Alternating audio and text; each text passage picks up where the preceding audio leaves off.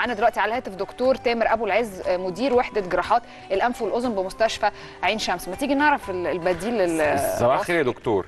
اهلا صباح الخير. اهلا بيك يا دكتور. يعني اولا كنا عايزين نعرف الصوت ده بيحدث ليه، اللي هو صوت الشخير واحنا نايمين للاسف، لانه احيانا بيبقى غير محتمل، فاحنا عايزين نعرف السبب العلمي ان ده يحصل ليه، يمكن نبدا نفهم ازاي ممكن نتغلب عليه. والله يا فندم، هو موضوع الصوت اثناء النوم او الشخير زي ما حضرتك قلت دي حاجه منتشره جدا جدا. اسبابها كتير، من ضمن الاسباب ان يكون عندنا مشكله في الانف، مشكله اعوجاج في الحاجز الانفي، لحميات بالانف او غيره، او مشاكل ترهلات في سقف الحلق، او زياده الدهون في قاعده اللسان. ده بالنسبه للكبار. في الاطفال الاسباب تختلف شويه، مجرد تضخم اللثتين واللحميه ممكن قوي يعملوا الصوت ده. بيجي الموضوع الحل. في الاطفال ممكن يكون الحل ببساطه استئصال اللوز واللحميه. انما في الكبار الموضوع معقد اكتر من كده، يعني بيحتاج اكتر من فحص واكتر من اشعه عشان نعرف مكان الانسداد فين بالظبط. وقد يكون الانسداد ده ملوش علاقه بمجرى التنفس، قد يكون حاجه سنترال، حاجه في المخ. وبالتالي يعني الموضوع الحقيقه محتاج بحث ومحتاج فحص.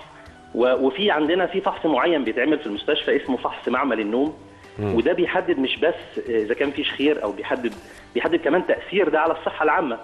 لانه في بعض الاحيان بيكون ده ليه تاثيرات سيئه جدا. زي ايه يا فندم؟ يعني زي ايه يا دكتور؟ يعني في حاله مثلا انه اصل في ناس بتتعامل مع الظاهره دي او الحاله المرضيه دي على ان لا عيشوا معاها بقى وانا كده، ويقول لك معروف عنه ان هو يعني بيعمل صوت وهو نايم، وسايب الموضوع ومتعايش معاه، اكيد في خطوره يعني في اهماله. بالظبط يا فندم. لا طبعا، هو مجرد الاختناق اثناء النوم او صوت اثناء النوم يعني ان في اختناق، ان دخول الهواء ما بيبقاش بالكميه الصحيحه. أوكي. وكمان تركيز الاكسجين في الجسم بيقل جدا جدا لدرجات خطيره.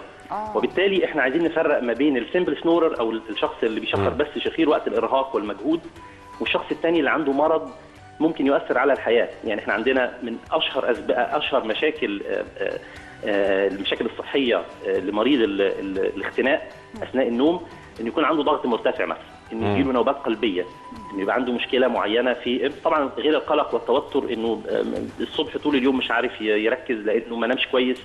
لكن كمان في حاجات يعني ممكن تهدد حياته هو فعلا يعني.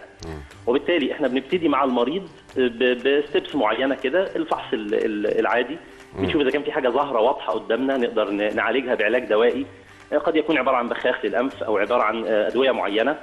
انما كمان بعد الفحوصات والاشعاعات ممكن يظهر لينا تدخل جراحي معين ممكن يفيد المريض. يعني ممكن الاهمال يوصل لمرحله ان هو يتوفى اثناء النوم.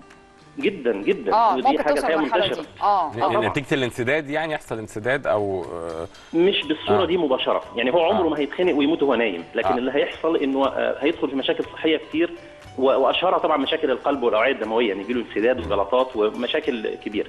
وبالتالي احنا بننصح انه المريض او الشخص اللي بيعاني من الشخير لازم يلجأ لمتخصص، وفي الحاله دي بيتعمل له الفحص العادي.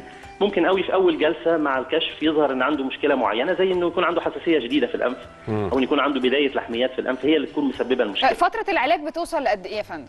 حسب الحاله يا فندم. يعني لو هي حاله زي الحساسيه وغيره ممكن قوي الموضوع ياخد شهور. انما كمان في نصايح عامه بقى، يعني زياده الوزن. الجيوب الانفيه يا دكتور معلش مرتبطه برضو بهذه الحاله، لان انت عارف 3/4 المصريين عندهم جيوب انفيه، فهل مرتبطه بشكل او باخر؟ في بعض الكتب يا فندم مكتوب ان 60% من مشاكل الشخير سببها الانف. الانف بقى مش بس لحميات ولا اعوجاج الحاجز الانفي ولا غيره، بكل اسبابه، يعني بكل المشاكل اللي ممكن تحصل في الانف وتؤدي الى ضيق مجرى التنفس في الانف. ويبقى بعد كده ال 40% بدايه من سقف الحلق لحد قاعده اللسان ووصولا الى الحنجره. بعد الحنجره او ما دون الحنجره، ما اسفل الحنجره، ما بيعملش شخير. ما فيش عندنا مريض بيشخر ويطلع صوت ويختنق. لو في عندنا مشكله بعد كده بيبقى ليها طبعا اعراض ثانيه. نصائح عامه بقى يا فندم.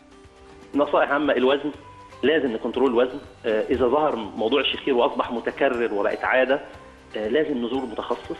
لما يطلب فحص زي فحص معمل النوم او اشعاعات على الجيوب الانفيه او الانف او حتى اشعاعات على الرقبه، لازم نعمل الكلام ده، لانه في الاخر الدكتور او المتخصص بيحاول يحمي المريض من مشاكل ممكن تاثر على حياته فعلا.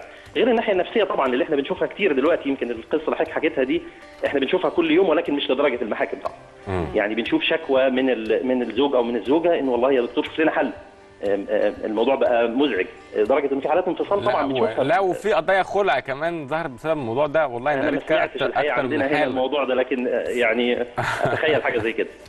على اي حال احنا بنشكرك شكرا جزيلا يا دكتور تامر ابو العلا، مدير وحده جراحات الانف والاذن بجامعه عين شمس، شكرا جزيلا.